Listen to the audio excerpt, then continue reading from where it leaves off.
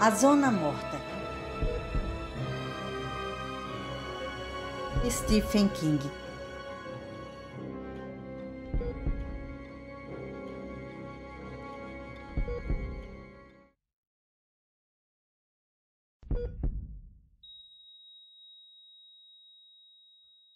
Capítulo 27. Johnny subiu os degraus de madeira que haviam sido limpos por uma pá de neve e recebido uma camada de sal. Atravessou um conjunto de portas duplas e entrou em um saguão forrado de quadros de avisos e notícias que informavam sobre uma reunião extraordinária do Conselho da cidade a ser realizada ali, em Jackson, no dia 3 de fevereiro. Havia também um cartaz comunicando a iminente visita de Greg Stilson e uma foto dele, o capacete puxado para trás e aquele sorriso nitidamente de lado que parecia dizer: "Sabemos ou não lidar com eles, pessoal." Um pouco à direita da porta verde que levava à sala de reuniões, havia um cartaz que Johnny não esperava e que o fez refletir por vários segundos em silêncio, a respiração saindo pela boca como um vapor esbranquiçado. "Exames de motorista hoje", dizia o cartaz. Estava colocado em um cavalete de madeira. "Tem os documentos à mão." Ele abriu a porta, entrou no iluminado e letárgico calor emanado por uma grande lareira e viu um policial sentado a uma mesa. O policial usava um casacão de esqui desbotado. Havia papéis espalhados pela mesa e também uma engenhoca para avaliar a acuidade visual. O policial ergueu os olhos para Johnny, que teve uma sensação de aperto no estômago. "Em que posso ajudar o senhor?" Johnny passou os dedos pela correia da câmera em volta do pescoço. "Bem, não sei se haveria problema em dar uma olhada por aqui." Ele começou. "Estou a serviço da revista Yankee. Estamos preparando uma reportagem sobre a arquitetura dos prédios municipais no Maine, em New Hampshire e em Vermont. Tirando um monte de fotos, sabe como é." "Vá em frente", disse o policial. "Minha mulher costuma ler todas as edições da Yankee, e elas me fazem dormir." Johnny sorriu.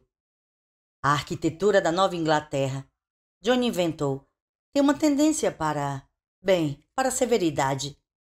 "Severidade", o policial repetiu com ar de dúvida, mas logo esqueceu a ideia. "O próximo, por favor." Um homem jovem se aproximou da mesa.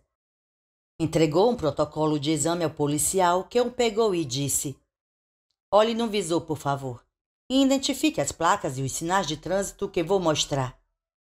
O jovem começou a espreitar pela máquina visor.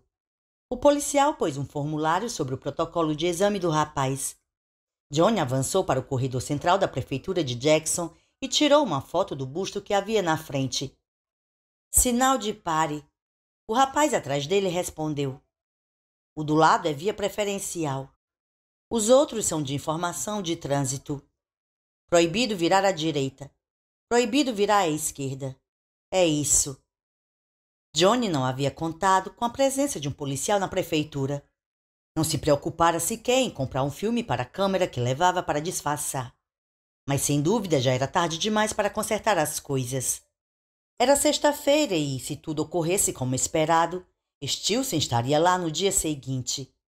Stilson iria responder às perguntas e ouvir sugestões da boa gente de Jackson. Estaria cercado por um bom grupo de colaboradores, 2 assistentes, um par de consultores e muitas outras pessoas. Homens jovens em ternos sóbrios ou paletós esporte. Gente que não pouco tempo antes usava jeans e dirigia motos. Greg Stilson ainda acreditava piamente em guarda-costas. No comício de Trimble, eles carregavam porretes. Será que agora estariam portando armas? Será que um congressista americano teria grande dificuldade em conseguir permissão para carregar uma arma escondida? Johnny achava que não. Provavelmente ele não teria mais que uma oportunidade realmente favorável. Teria de aproveitá-la ao máximo. Assim, era importante ver o local, pesar os prós e os contras e decidir se poderia pegar Stilson ali mesmo ou seria melhor ficar à espera no estacionamento com a janela do carro aberta e o rifle no colo. Então lá estava Johnny, fazendo o levantamento do terreno enquanto um policial estadual, a menos de 10 metros, realizava exames para a condução de veículos. Johnny disparou a câmera descarregada na direção de um quadro de avisos à sua esquerda. Por que, em nome de Deus, não dedicara 2 minutos para comprar um rolinho de filme? O quadro estava coberto com aqueles diagramas de festinhas de cidade pequena, cheios de informações sobre feijoadas, uma peça que seria apresentada no colégio local, orientações sobre como conseguir registro para o cachorro e, é claro, muito material sobre Greg. Uma ficha de arquivo dizia que o presidente do conselho municipal procurava alguém que pudesse funcionar como taquígrafo. E Johnny ficou olhando para a nota como se aquilo tivesse um grande interesse. Enquanto isso, sua mente movia-se em alta velocidade.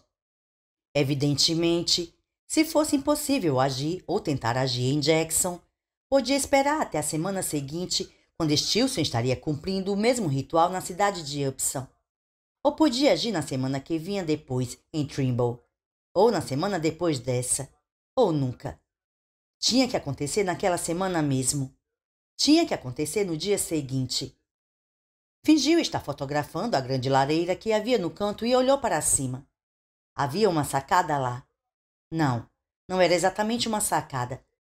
Parecia mais uma galeria com um parapeito da altura da cintura e grandes lambris pintados de branco. Talhados em madeira, havia arabescos e pequenos e decorativos losangos. Não seria nada impossível alguém se agachar atrás daquele parapeito e ficar olhando por um daqueles entalhes. No momento certo, bastaria se levantar e... Que câmera é essa? Johnny se virou, certo de que era o policial. Ele pediria para examinar sua câmera sem filme. E então pediria para ver sua identidade. E então estaria tudo acabado. Mas não era o policial. Era o rapaz que acabara de fazer o teste para a carteira de motorista. Tinha uns 22 anos, cabelo comprido e olhos francos, simpáticos. Usava um casaco de camurça e uma calça jeans desbotada. Uma Nikon. Johnny respondeu. Boa câmera, cara. Sou doido por câmeras. Há quanto tempo trabalha para a Yankee? Bem, sou colaborador externo. Faço algumas coisas para eles. Às vezes para o Country Journal. Às vezes para a Donist. Você sabe como é. Nada nacional como a People ou a Life? Não, pelo menos não ainda. Que f-stop você usa aqui? Que diabos é f-stop? Johnny deu de ombros. Bem, eu aprendi de ouvido mesmo. Aprendeu de olho, você quer dizer? O rapaz corrigiu sorrindo. Pois é, de olho. Caia fora, garoto. Por favor, caia fora. Também estou interessado em um trabalho como fotógrafo externo. O jovem continuou e sorriu. Meu grande sonho é um dia tirar uma grande foto, com uma bandeira sendo levantada em Iwo Jima. Ouvi dizer que aquela foto foi pousada. Bem, talvez, mas é clássica. Que tal a primeira foto de um OVNI aterrissando na Terra? Seria realmente ótimo. Bom, tenho um portfólio de coisas que fotografei por aí. Quem é o seu contato na Yankee? Johnny já estava suando. Na realidade, foram eles que entraram em contato comigo para esta reportagem, disse ele. Foi uma... Sr. Clauson pode vir agora. O policial interrompeu em um tom impaciente. Preciso refazer algumas das suas questões. Ora, tudo que seu mestre mandar. Clauson respondeu. Até logo, cara. Ele se afastou depressa e Johnny deixou o ar sair dos pulmões em um suspiro baixo, sussurrante. Estava na hora de sair de lá, e rápido. Tirou mais 2 ou 3 fotos para a encenação não ficar suspeita demais, quase inconsciente do que estava vendo. Logo estava saindo. O rapaz de casaco de camurça, Clauson, já tinha se esquecido completamente dele. Ao que parecia, estava sendo reprovado na parte escrita do exame. Discutia arduamente com o policial, que se limitava a balançar a cabeça. Johnny parou por um momento na recepção da prefeitura. À sua esquerda havia um banheiro. À direita, uma porta fechada. Girando a maçaneta, viu que não estava trancada. Um estreito lance de degraus subia na obscuridade. As verdadeiras salas de repartição ficariam lá em cima, é claro, assim como a galeria. 2. Johnny estava hospedado no Jackson House. Um agradável e cuidadosamente reformado hotelzinho junto ao cais principal. As obras provavelmente teriam custado muito dinheiro. Os proprietários, sem dúvida, devem ter achado que o lugar pagaria as despesas graças à nova estação de esqui. Só que as novas instalações tinham falido, e agora o agradável hotelzinho mal conseguia sobreviver. O recepcionista da noite cochilava sobre uma xícara de café quando Johnny saiu às 4 da manhã de sábado, com a maleta executiva na mão esquerda. Dormiu pouco à noite. Na realidade, só depois da meia-noite conseguiu deslizar para um breve e leve cochilo. Tinha sonhado. Era 1970 de novo. Era tempo de feira regional. Estava parado com Sarah na frente da roda da fortuna. E de novo tinha aquela sensação de um fantástico poder. Podia sentir nas narinas o cheiro da borracha queimando. Vamos, dizia uma voz baixa atrás dele. Adoro ver este cara levar uma surra. Ele se virou e era Frank Dodge, usando a capa preta de vinil. A garganta cortada de orelha a orelha em um selvagem esgar vermelho. Os olhos cintilando como um zumbi. Johnny se virou de novo para a barraca da roda, apavorado. Mas agora o homem da barraca era Greg Stilson, e o olhava como quem sabia de tudo. O capacete amarelo repuxado para trás na cabeça. Ei, ei, ei! Stilson cantava, a voz profunda, ressoante, ameaçadora. Jogue onde quiser, rapaz. O que me diz? Quer tentar a sorte grande? Sim, queria tentar a sorte grande. Mas, quando Stilson pôs a roda em movimento, Johnny viu que toda a faixa circular da borda ficava esverdeada, e todos os números eram duplo zero. Todos os números eram favoráveis à banca. Ele se levantou assustado e passou o resto da noite contemplando o escuro pela janela com gelo nas esquadrias. A dor de cabeça que sentia desde a chegada de Jackson na véspera havia passado, deixando-o com a sensação de fraqueza, mas bastante tranquilidade. Ficou sentado com as mãos no colo. Não pensou em Greg Stilson. Pensou no passado. Pensou na mãe colocando um band-aid no joelho ralado. Pensou no dia em que o cachorro rasgara o traseiro de uma bermuda ridícula de sua avó Nelly e em como ele havia rido. Pensou no dia em que Vera tinha lhe dado uma palmada e feito um talho em sua testa com a pedra da aliança. Pensou no pai querendo ensiná-lo a colocar a isca no anzol e dizendo: "Isso não machuca as minhocas, Johnny. Pelo menos acho que não." Pensou no pai lhe dando um canivete no Natal quando ele tinha 7 anos e dizendo com ar sério: "Estou confiando em você, Johnny." Todas aquelas lembranças tinham voltado como uma enchente. Agora ele penetrava no frio profundo da madrugada, os sapatos rangendo na trilha da neve, aberta a pá. Sua respiração soltava vapor na sua frente. A luz estava baixa, mas as estrelas se espalhavam pelo céu escuro em uma profusão estúpida. Caixa de joias de Deus. Vera sempre dizia: "Você está vendo a caixa de joias de Deus, Johnny." Desceu a rua principal, parou na frente da minúscula agência dos Correios de Jackson e tirou, bastante nervoso, as cartas do bolso do casaco. Cartas para o pai, para Sarah, para Sam Wesek e para Bannerman. Pousou a maleta executiva entre os pés. Abriu a caixa de correio que havia na frente do elegante pequeno prédio de tijolos e, após um breve momento de hesitação, colocou-as pela abertura. Pôde ouvi-las caindo lá dentro. Certamente eram as primeiras cartas despachadas em Jackson naquele novo dia. O barulho lhe trouxe uma estranha sensação de ter de fato um objetivo a cumprir. Agora, com as cartas despachadas, não havia mais possibilidade de voltar atrás. Pegou novamente a maleta e seguiu adiante. O único som era o ranger dos sapatos na neve. O grande termômetro sobre a porta do Greenwich State Saving Banks marcava 16 graus negativos e a atmosfera passava aquela impressão de completa e silenciosa inércia, experimentada exclusivamente nas frias manhãs de New Hampshire. Nada se movia. A estrada estava deserta. Os para-brisas dos carros estacionados estavam cobertos de cataratas de gelo. Janelas escuras, persianas puxadas. Para Johnny, tudo aquilo parecia um tanto pavoroso e, ao mesmo tempo, sagrado. Lutou contra a sensação. Não havia nada de sagrado no que ia fazer.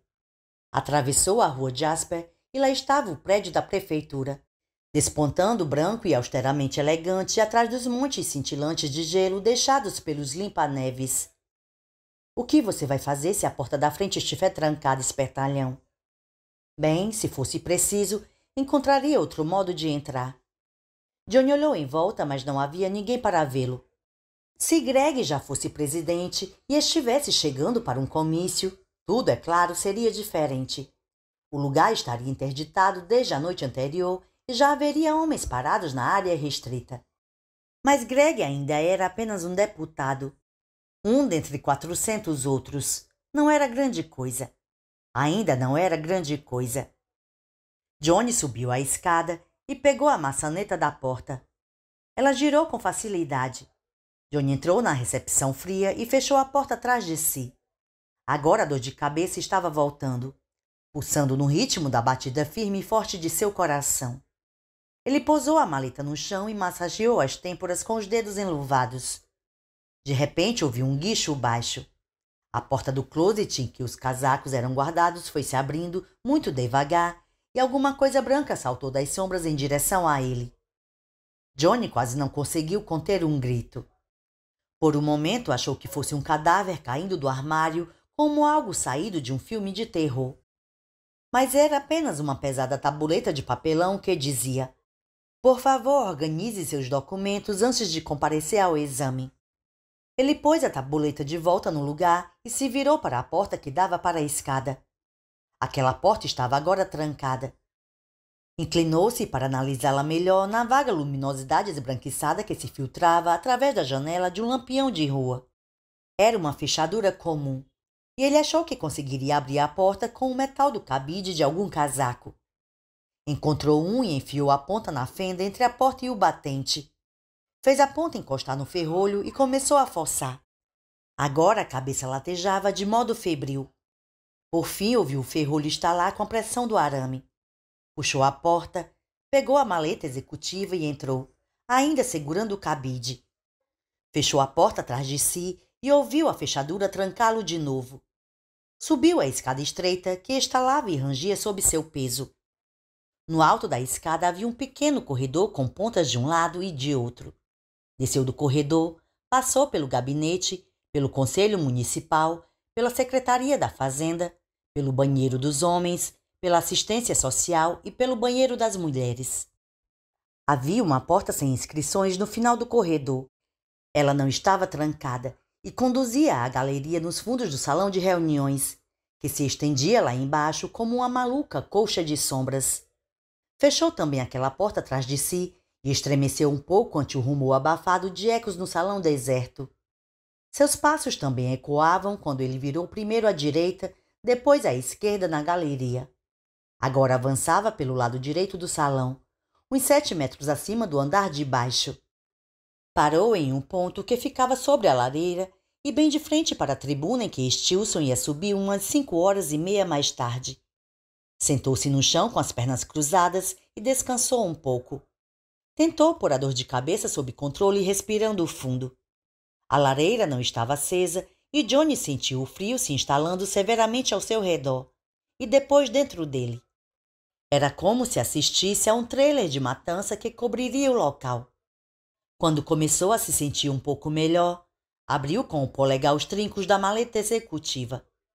Logo ecoaria um duplo estalido, do mesmo modo como ecoaram seus passos, mas desta vez seria um som de pistola sendo engatilhada.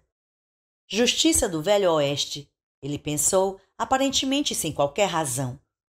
Foi o que disse o promotor quando o júri considerou Claudine Longet culpada de ter atirado no amante.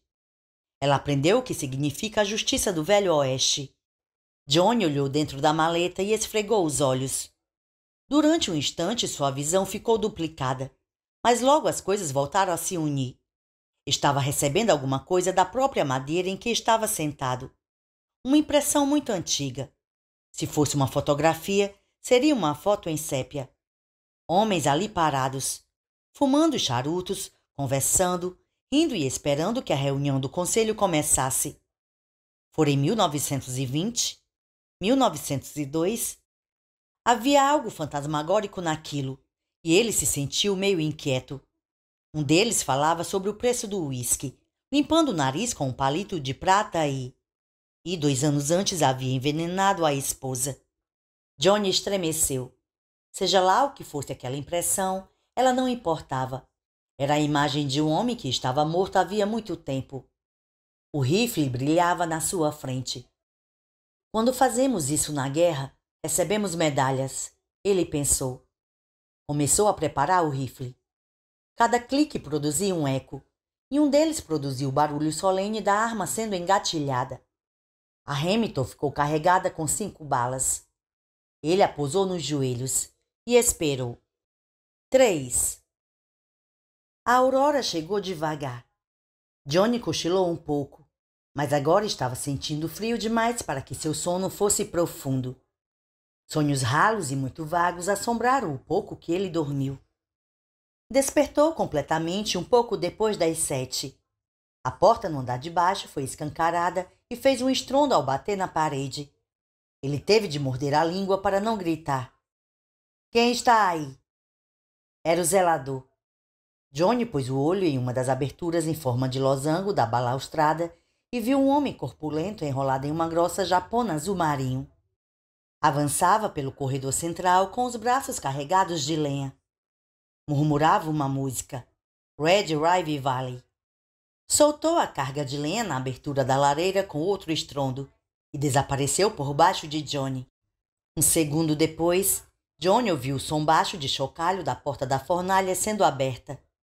De repente, Johnny pensou na nuvem de vapor que estava produzindo cada vez que soltava o ar. E se o zelador olhasse para cima? Conseguiria ver o vapor? Tentou diminuir o ritmo de sua respiração, mas isso piorou a dor de cabeça e sua visão duplicou de forma alarmante. Então chegou até ele o barulho de papel sendo amassado, depois o riscar de um fósforo. Um leve aroma de enxofre no ar gélido. O zelador continuou murmurando Red River Valley e logo, em voz alta e desafinada, começou a soltar as palavras da canção. Deste vale eles dizem que você está indo. Sentiremos falta de seus olhos brilhantes e seu doce sorriso. Agora outro tipo de som crepitante. Fogo. Engula tudo, sua gulosa, disse o zelador bem abaixo de Johnny, que logo escutou mais uma vez o som da porta da fornalha sendo de novo trancada. Johnny pressionou a boca com as 2 mãos, como se elas fossem um esparadrapo, pois de repente uma suicida vontade de gargalhar se apoderara dele. Viu a si mesmo se levantando da galeria, magro e branco como um fantasma que se preze. Imaginou-se abrindo os braços como asas, espalmando os dedos como garras e gritando em tons cavernosos. Engula tudo você, seu guloso. Prendeu o riso com as mãos. A cabeça latejava como um tomate cheio de sangue quente que estivesse aumentando de volume. A nitidez de sua visão oscilava loucamente e a todo momento ficava embaçada. De repente, teve uma forte vontade de falar qualquer coisa para se livrar da imagem de um homem limpando o nariz com um palito de prata, mas não se atreveu a fazer o menor ruído. Meu Deus! E se tivesse vontade de espirrar? Então, sem nenhum aviso, um chiado terrível, ondulante, encheu o salão, penetrando e aumentando nos ouvidos de Johnny como um prego de prata, fazendo a cabeça vibrar. Ele abriu a boca para gritar. O barulho cessou. Ah, seu puto! Disse o zelador em um tom de conversa. Johnny olhou pela abertura em losango e viu o zelador parado atrás da tribuna, mexendo em um microfone. O fio saía enroscado de um pequeno amplificador. O zelador desceu os poucos degraus da plataforma, puxou o amplificador para mais longe do microfone e começou a brincar com os mostradores do aparelho. Outro chiado de retorno, mais baixo, logo cessou inteiramente. Johnny apertava a testa com as mãos e a esfregava de um lado para o outro. O zelador bateu no microfone com o polegar, fazendo o som encher o salão vazio. Soava como um punho batendo na tampa de um caixão. Então chegou a voz dele, ainda desafinada, mas agora amplificada a um nível monstruoso, como a voz de um gigante dando pancadas na cabeça de Johnny. Deste vale dizem que você está indo. Pare com isso. Johnny teve vontade de gritar. Ah, por favor, pare com isso. Está me enlouquecendo. Será que não pode parar? A cantoria terminou com um clique, alto, ressoante, e o zelador disse com sua voz normal: Engula isso, puto. O homem tornou a sair do campo de visão de Johnny. Houve um som de papel sendo rasgado e estalidos baixos de barbante cortado.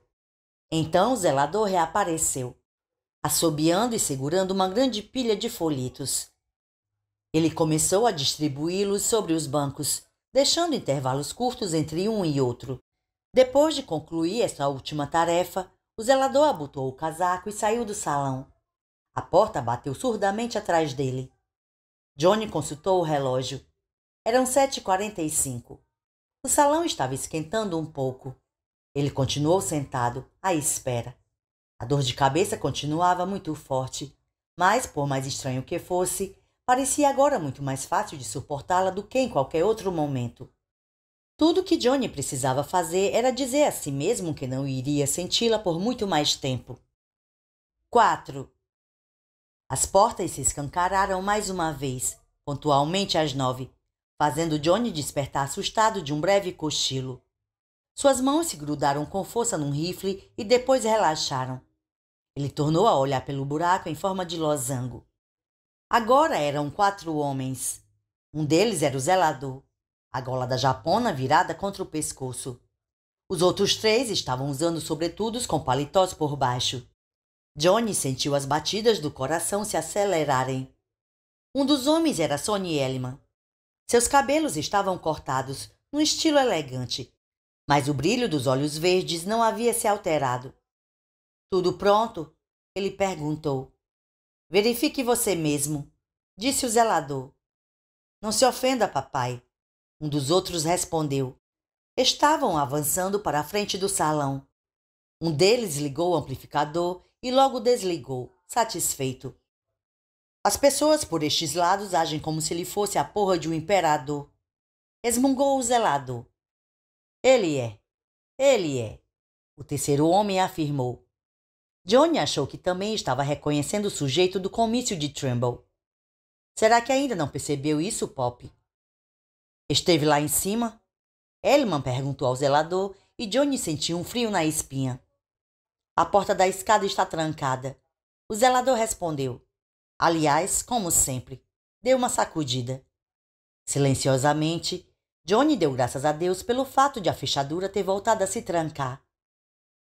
Devia ter ido verificar. Elliman sugeriu. O zelador deixou escapar um riso exasperado. Não estou entendendo vocês, caras. Quem estão esperando encontrar? O fantasma da ópera? Vamos, Sonny, disse o sujeito que Johnny achou estar reconhecendo do comício. Não tem ninguém lá em cima. Só vamos ter tempo para um café. E só se formos agora até aquela lanchonete na esquina. O que servem aqui não é café. Sonny respondeu. É uma porra de um lodo, mais nada. Antes vá lá em cima e se certifique de que não há ninguém, Multi. Vamos seguir o protocolo. Johnny lambeu os lábios e apertou a arma. Olhou para um lado e para o outro da estreita galeria. À direita dele terminava em uma parede lisa. À esquerda voltava para o conjunto de salas. Ir para um lado ou para o outro não faria diferença. Se fizesse algum movimento, iam ouvi-lo. Assim, vazio, o salão da prefeitura funcionava como um amplificador natural. Johnny estava de mãos e pés atados. Passos vieram lá de baixo. Depois escutou o barulho da porta entre o salão e a escada sendo aberta e fechada. Johnny esperou, imóvel e indefeso. Lá embaixo, o zelador conversava com os outros 2 homens, mas Johnny não ouvia nada do que diziam. Sua cabeça tinha se virado no pescoço, como se movida por um motor em marcha lenta. Ele agora arregalava os olhos para a ponta da galeria, à espera de que o tal do Moshi aparecesse. A expressão entediada de repente ia se transformar em choque e incredulidade. A boca ia se abrir. Ei, Sonny, tem um cara aqui em cima. Agora podia ouvir o som abafado de Moshi subindo a escada. Tentou pensar em alguma coisa, qualquer coisa. Nada lhe ocorreu. Ia ser descoberto. Faltava menos de um minuto para isso acontecer, e ele não fazia a menor ideia de como impedir que acontecesse. Pouco importava o que fizesse. Sua única chance de acabar com Stilson estava à beira de ser liquidada. Portas começaram a se abrir e fechar. O som de cada uma ficava mais perto e menos abafado. Uma gota de suor escorreu pela testa de Johnny e escureceu a perna de sua calça jeans. Ele conseguia se lembrar de cada porta que tinha atravessado em seu caminho até lá. Multi deu uma olhada no gabinete, no Conselho Municipal e na Secretaria da Fazenda. Agora estava abrindo a porta do banheiro dos homens. Agora dava uma olhada na sala em que ficava a assistência social. Agora no banheiro das mulheres. A porta seguinte era a que levava às galerias. Ela se abriu. Johnny ouviu o som de 2 passos quando Multi se aproximou do parapeito da curta galeria que corria pelos fundos do salão. Tudo bem, Sonny? Está satisfeito? Tudo em ordem? Parece uma merda de prédio abandonado. Multi respondeu e houve uma explosão de riso no andar de baixo. Bem, desce e vamos tomar café, disse o terceiro homem. E, incrivelmente, foi o que aconteceu. A porta foi batida. Os passos foram se afastando pelos fundos do salão e depois pela escada que levava ao andar térreo. Johnny sentiu uma fraqueza e, por um momento, tudo em volta dele mergulhou em sombras cinzentas. Foi a batida da porta do saguão quando eles saíram para o café que trouxe Johnny parcialmente à tona. Lá embaixo, o zelador expôs seu julgamento. Bando de putas. Depois ele também saiu. E, aproximadamente pelos 20 minutos seguintes, Johnny ficou sozinho. 5. Por volta das 9h30 da manhã, os habitantes de Jackson começaram a encher o salão da prefeitura. Quem apareceu primeiro foi um trio de velhas senhoras vestidas formalmente de preto e tagarelando como gralhas. Johnny observou-as tomarem assento perto da lareira, quase inteiramente fora de seu campo de visão, e pegarem os folhetos que tinham sido deixados nos bancos. Os folhetos pareciam estar cheios de fotos lustrosas de Greg Stilson. Eu simplesmente adoro esse homem, disse uma das 3. Já peguei 3 vezes seu autógrafo e vou pegar de novo hoje, tão certo quanto estou viva. Essa foi toda a conversa que houve sobre Greg Stilson. As senhoras continuaram discutindo a próxima festa dominical na igreja metodista. Johnny, quase diretamente sobre a lareira, passara de muito frio a muito quente. Havia aproveitado a pausa entre a partida do pessoal da segurança de Stilson e a chegada dos primeiros moradores, usando o intervalo para abotoar até em cima a jaqueta e a camisa. Agora não parava de enxugar o suor no rosto, e o lenço ia ficando manchado tanto de suor quanto de sangue. Seu olho lesionado estava causando de novo problemas, e a visão ficava toda hora avermelhada e borrada. A porta lá embaixo se abriu. Houve o vigoroso som de gente tirando a neve dos sapatos, e então 4 homens com casacos de lã enxadrezado avançaram pelo corredor e se sentaram na fileira da frente. Um deles começou de imediato a contar uma piada. Uma mulher de uns 23 anos chegou com o filho, que parecia ter em torno de 4. O menino usava uma roupa azul de esqui com brilhantes listras amarelas e queria saber se não podia falar no microfone. Não, querido, a mulher respondeu ao filho, indo com ele para trás dos homens. O menino começou imediatamente a chutar as costas do banco na sua frente e um dos homens se virou para trás. Matt, pare com isso, disse a mãe do garoto. Já eram 10h15. A porta estava se abrindo e fechando com uma boa regularidade. Homens e mulheres de todos os tipos, ocupações e idades iam enchendo o salão. Pairava um rumor de conversa, transmitindo um indefinível sentimento de antecipação. Não estavam lá para sabatinar seu representante devidamente eleito. Estavam esperando que a boa-fé daquele homem se voltasse para a pequena comunidade em que viviam. Johnny sabia que a maioria desses tipos de encontro com seu candidato e encontro com seu deputado eram assistidas por um punhado de reacionários em auditórios quase vazios. Durante as eleições de 1976, um debate entre Bill Cohen, do Maine, e seu desafiador, Leighton Coney, atraiu um total de 26 pessoas além da imprensa. Esses eventos só ganhavam algum significado pelo manejo que se podia fazer em torno deles, transformando-os em fatos a serem agitados quando chegasse de novo a época das eleições. A maioria poderia ter sido realizada em uma sala média. Ali, no entanto, por volta das 10 da manhã, todos os lugares do salão estavam ocupados e já havia 20 ou 30 pessoas de pé nos fundos. A cada vez que a porta se abria, as mãos de Johnny pressionavam o rifle. Mesmo àquela altura do campeonato, ele ainda não tinha certeza se conseguiria ou não fazer. Passaram 5 minutos. Passaram 10 minutos. Johnny começou a achar que devia haver algum problema com Stilson, que talvez ele nem aparecesse, e a sensação que passou furtivamente por ele não foi de alívio. Então a porta tornou a se abrir e uma voz vigorosa se elevou. Ei, como vai, Jackson? New Hampshire? Um murmúrio de sobressalto e satisfação. Alguém gritou em êxtase. Greg, e você como vai? Bem, estou animado. Reagiu Stilson de imediato. Tudo bem com vocês? Um borrifo de aplausos rapidamente se transformou em um bramido de aprovação. Ei, tudo bem! Greg gritava por sobre a barulheira. Avançava depressa pelo corredor em direção à tribuna. Apertava mãos. Johnny acompanhava seu alvo através do buraco em forma de losango. Stilson usava um casacão de couro com gola de pele de carneiro e naquele dia o capacete fora substituído por um gorro de esquiar com um vermelho brilhante na borda. Ele parou na frente do corredor e acenou para os 3 ou 4 representantes da imprensa. Flashes pipocaram e houve uma segunda rajada de aplausos, fazendo os bancos estremecerem. E de repente Johnny Smith percebeu que era naquele momento ou nunca. O que sentira por Greg Stilson no comício de Trimble tornou a se apoderar dele com uma claridade terrível e certeira. Dentro da cabeça dolorida, torturada, teve a impressão de ouvir uma pancada surda. Duas coisas se juntando com terrível força em um momento privilegiado. Era, talvez, o som do destino. Seria fácil demais adiar, deixar Stilson falar e falar. Fácil demais hesitar, permanecer ali sentado com a cabeça nas mãos à espera. Enquanto a multidão fosse ficando rala, enquanto o zelador voltasse para desmontar o sistema de som e varrer o lixo, ele se enganando repetidamente que haveria a semana seguinte em outra cidade.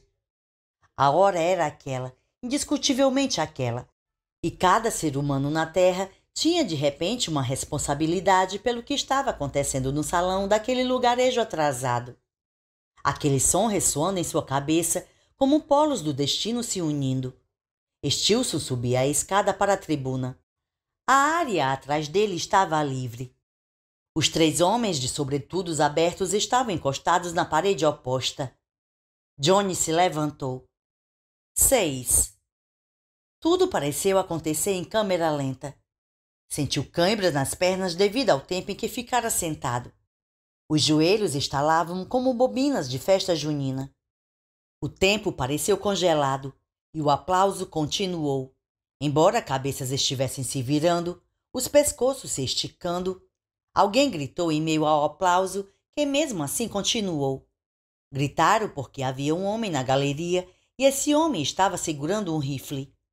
Aquilo era algo que todos já tinham visto pela TV. Era uma situação com elementos clássicos reconhecíveis por todos.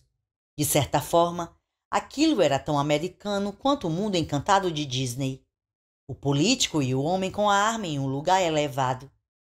Greg Stilson se virou para ele, esticando o pescoço grosso marcado de dobras. O pompom vermelho no alto do gorro de esquiador balançou. Johnny aproximou o rifle do ombro. A arma pareceu ficar flutuando, mas Johnny sentiu a pancada quando ela se encaixou na articulação. Lembrou-se de ter atirado em um perdiz ao lado do pai, quando era menino. Tinha entrado também em uma caçada aos cervos, mas da única vez que viu um deles, não fora capaz de puxar o gatilho. O desespero do animal o comovera. Era um segredo, vergonhoso como a masturbação, que nunca havia contado a ninguém. Houve um grito. Uma das velhas senhoras tapava a boca com a mão, e Johnny reparou nas frutas artificiais espalhadas pela grande aba de seu chapéu preto. Rostos se levantavam para ele, grandes zeros brancos, bocas abertas, pequenos zeros pretos. O menininho com a roupa de esqui apontava para Johnny. A mãe tentava protegê-lo. De repente, Stilson estava na mira e Johnny lembrou que ainda precisava destravar o pino de segurança. Do outro lado, os homens de sobretudo punham as mãos por dentro da roupa e Sonielma, os olhos verdes chamejando, gritava: "Abaixe! Greg, abaixe!"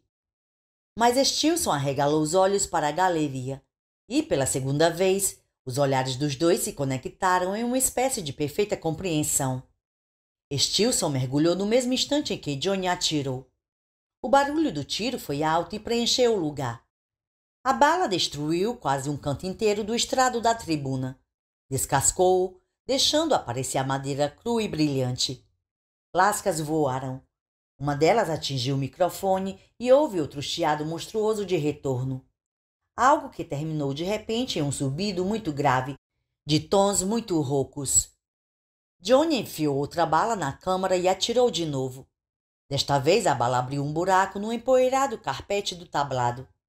A multidão tinha começado a se mover, como um rebanho de gado em pânico. Todos se dirigiam para o corredor central.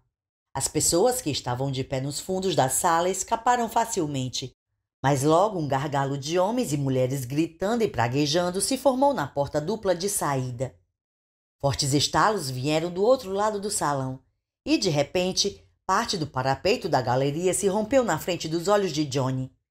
Alguma coisa passou silvando por sua orelha um segundo mais tarde. Logo outro dedo invisível dava um toque na gola de sua camisa. Os três homens, com os revólveres em punho, estavam de frente para ele. E, como Johnny se pusera de pé na galeria, tinha um campo de visão de uma limpidez cristalina. Johnny, no entanto, duvidou que estivessem muito preocupados em não atingir pessoas inocentes. Uma das senhoras daquele trio agarrou o braço de Murti. Estavam soluçando, tentando pedir alguma coisa. Ele a arremessou para o lado e suspendeu a arma com ambas as mãos. Havia agora um fedor de pólvora no salão. Tinha-se passado uns 20 segundos desde que Johnny se levantara. "Abaixe! Abaixe, Greg!" Stilson continuava parado na ponta da tribuna, ligeiramente agachado, olhando para cima. Johnny baixou o rifle e, por um instante, Stilson ficou bem na mira. Então uma bala de revólver passou arranhando o pescoço de Johnny, jogando-o para trás, e o tiro se perdeu no ar. A janela do outro lado do salão se dissolveu em uma tilintante chuva de vidro. Gritos fracos vieram lá de baixo. O sangue escorreu do arranhão no pescoço para o ombro e o peito de Johnny. "Ah, você está fazendo um escarcéu para acabar com ele", Johnny pensou histericamente, tornando a recuar para o parapeito.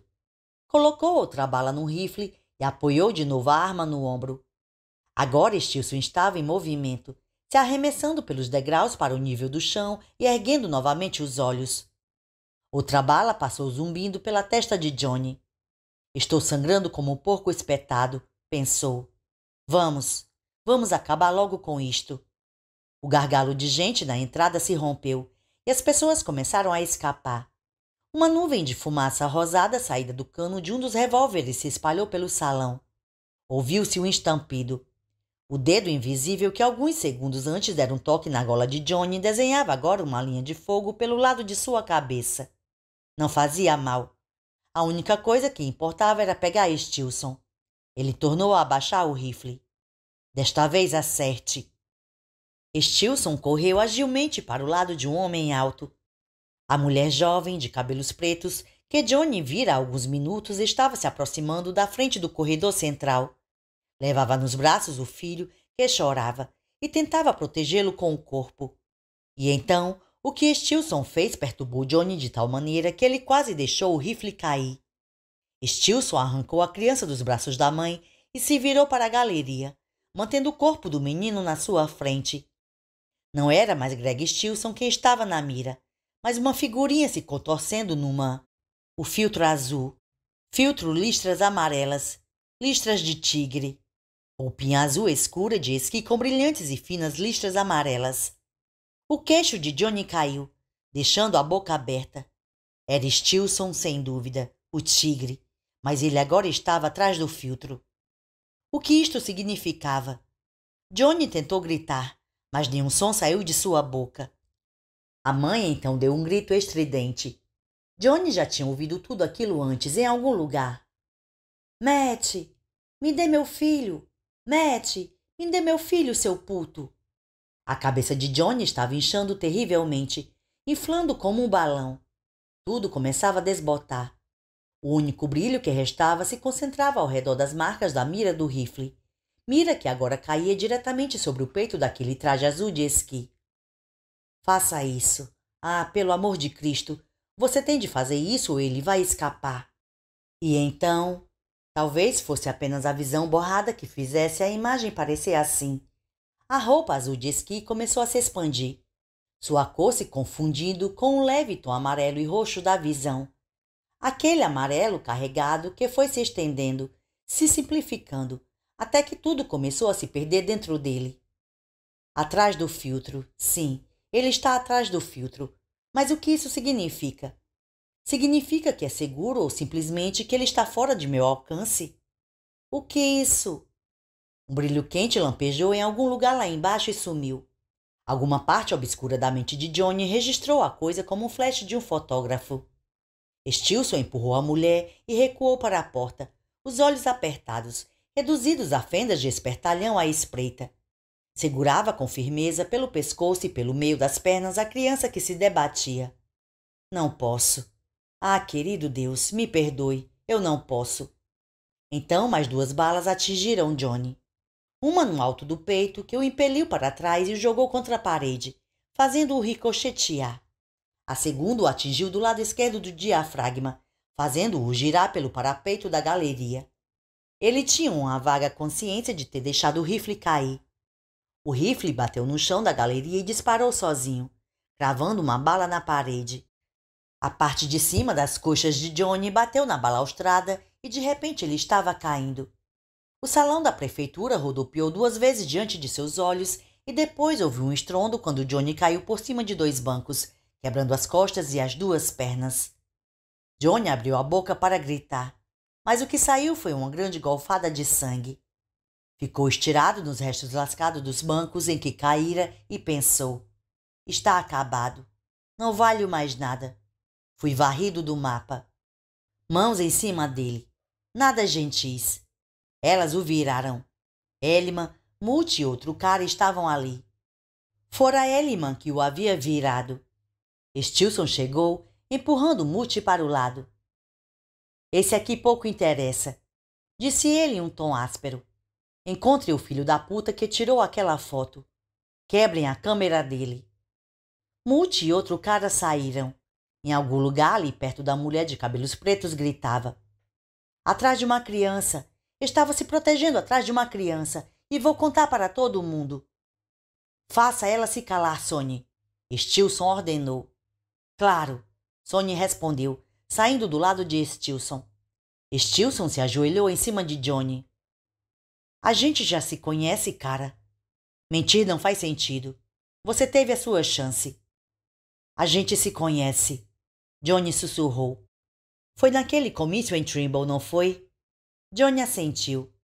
Stilson se levantou de repente e Johnny, aproveitando as últimas de suas forças, estendeu a mão e o agarrou pelo tornozelo. Foi só por um segundo. Stilson se livrou com facilidade. Mas o tempo fora suficiente. Tudo havia mudado. Agora havia gente se aproximando, mas Johnny via apenas pernas e pés, não rostos. Não importava. Tudo havia mudado. Começou a chorar baixo. Desta vez, tocar Stilson foi como tocar um espaço em branco, uma bateria descarregada, uma árvore caída, uma casa vazia, prateleiras sem livros, ou garrafas de vinho à espera de velas, se dissipando, indo embora. Os pés e as pernas ao seu redor estavam ficando nublados, vagos. Ouvia as vozes, a tagarelice nervosa e cheia de especulação, mas não entendia as palavras. Só percebia o som das palavras e mesmo assim ele ia se dissipando, ia sendo borrado por um murmúrio alto, doce. Olhou pelo ombro e lá estava o corredor do qual há muito tempo havia emergido. Saiu do corredor e penetrou naquele brilhante local placentário. Só que então a mãe estava viva e seu pai estava lá, chamando-o pelo nome, e de repente começou a avançar em direção a eles. Agora estava na hora de voltar. Agora o certo era voltar. Fiz o que devia. De alguma forma fiz. Não entendo como, mas consegui fazer. Deixou-se levar para aquele corredor com as escuras paredes cromadas, sem saber se haveria ou não alguma coisa na sua extremidade. O doce rumor das vozes se dissipou. O brilho enevoado se dissipou. Mas ele ainda era ele, Johnny Smith, intacto. Entre no corredor, pensou. Tudo bem. Achou que, se conseguisse entrar naquele corredor, seria capaz de andar.